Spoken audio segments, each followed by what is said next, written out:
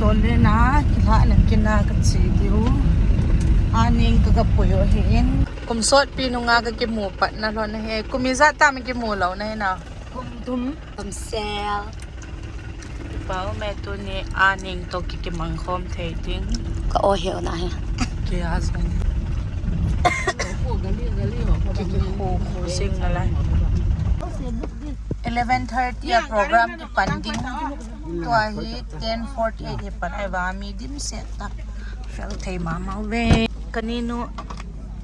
Hi ni.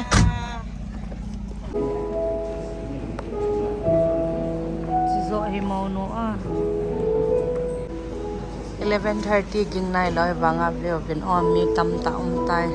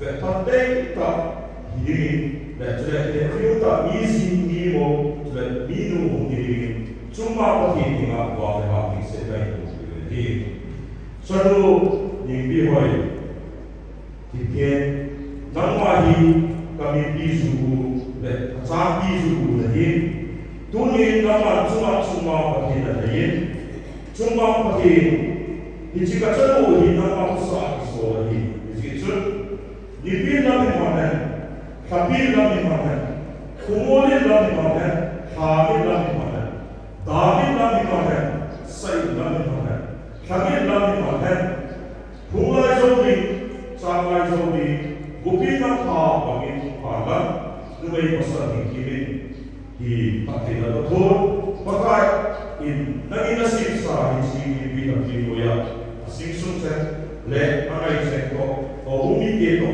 Pakai Hansa Kika, Pastor Le Pisau Gin, Tachar Numei Kau, Nunga, Ni Boy Hi, Nama Odan Kinga Ki Legi, Another Amasarai Osa, Wati, Japati, so let Tagaki Pati in Kapola Kaika, He, Mama, the Josi, the sit at Jonsa, informed with him.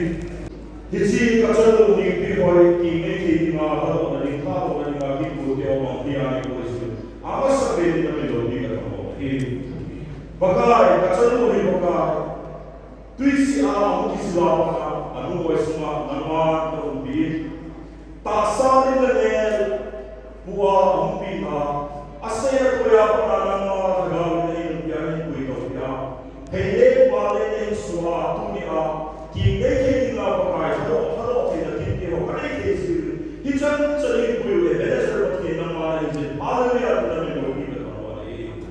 Bagai siti ning sita bagi. Ama sari nanti dah pasang bagai. Cuma kita pasang. Ama ni sari tu bagai ni lebih ketambahan. Bagai cita tu ni mereka selama. Kau masih kita di sini tu ni le Amerika sih. Lalu kita pakai tu kerja. Kita orang lah berdoa. Ini mana kita. Kita tu. ต่ำด้านด้านนั้นจุข้างไรเหรอตัวเล่นแกซีข้างไรเหรอ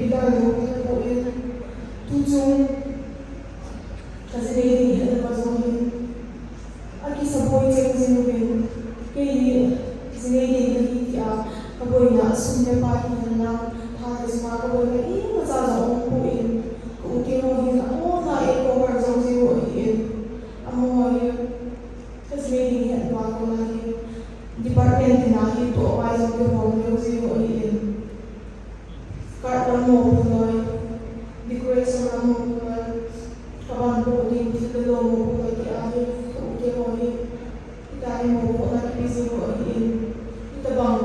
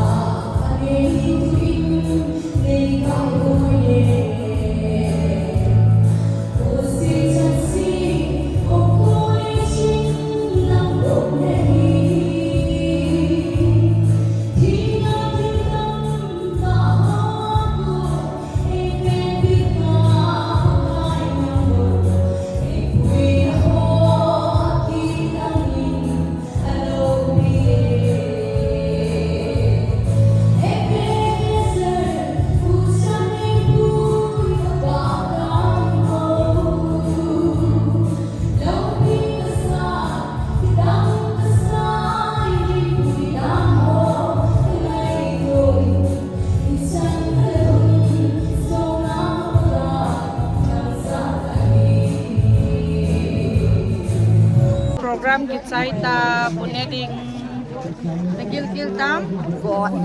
gilkil vot na sa tampini ding tam ta na to kaniho na gagilkil hon dalan hinna tawing ele